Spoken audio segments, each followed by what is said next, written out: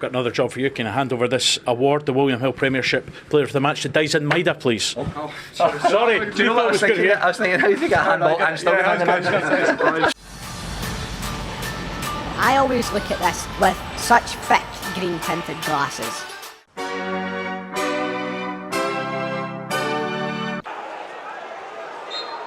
Full-time whistle blown by Kevin Clancy.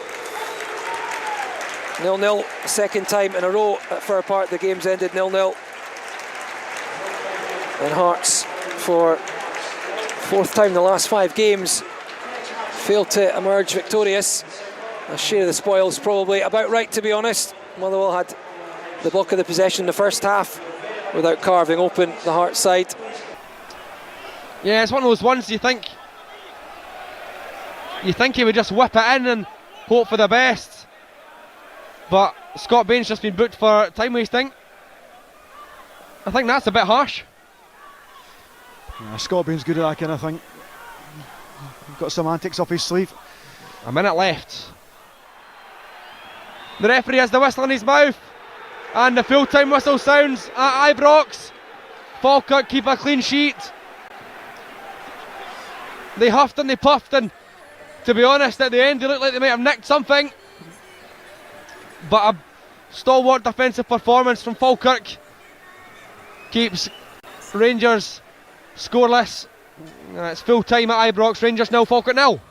Congratulations on what has been a really strong domestic display from your team since you've come in, and it was a little bit of a disconnected team and club that you did come into. You had to steady the ship, and you have done that. How have you done that? Because you've not had a lot of time on the training pitch. Has it been more about the man management side of the game? Well, you can say all of those particular things. I've got a great backroom staff. I call them a backroom staff. I'm really the person who should be in the background. The staff have been fantastic to me and for me, and that's really important. And there's been a response from the players. So some of the players can really, really play this game.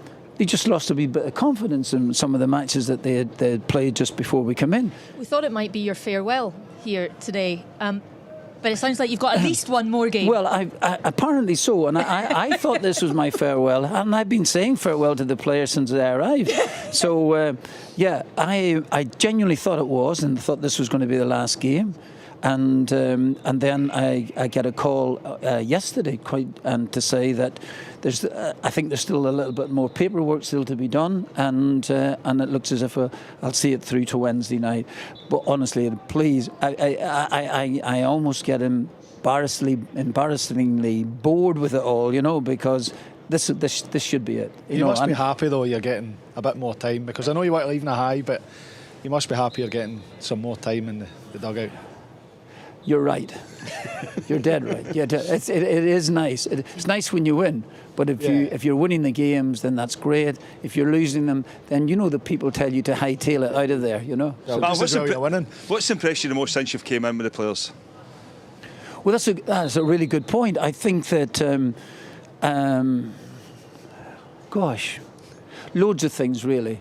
I just can't think of one particular thing at this minute, but I mean, just a response really, because half the team wouldn't have known who I was, So that they do now. Well, they're thinking this, this gentleman has arrived, quite old, grey-haired. Who is he? And has Father Christmas come early or something like this here? So, listen, it's been great. How are you? I'm good. Yeah, I'm good. I apologise, Boyd. I should have answered the question better, but I had no idea. We spoke about it before the game. Would you still like to stay at Celtic in some capacity, even though there's a new manager coming? Right. Okay. First of all, that it's like. I think the new manager should have the choice in all that. I think he should have the choice in all of that there of who he has. He's got players to work with, but also his backroom staff, and I think that's only fair. So, as far as you're aware, that it will be Wilfred Nancy coming in when that paperwork has been completed? I think yes, I think that's correct. Absolutely. Right, whenever that might be. Yeah, that may be there's some paperwork, isn't it?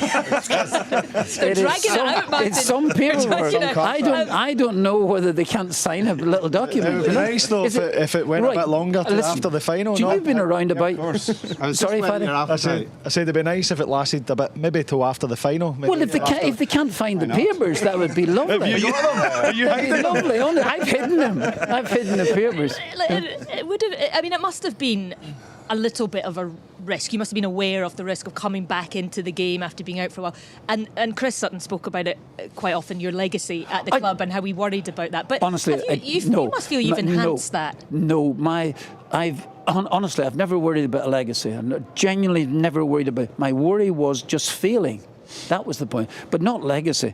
We talk about legacies here. If there's a legacy at Celtic, it's Jock Stein, and as I said, the rest of us are just followers, and that's the case. So honestly, it has never really bothered me. It was the fear of failing at this time was the biggest worry. We certainly haven't done that. You can hear the fans singing your name at the full-time whistle there as well, and you speak about how it's invigorated you. Might we see you back in other dugouts in years to come? Well, it would need to be very, very quick because I'm getting at the stage where I'm looking up rather than down. Okay, so who knows?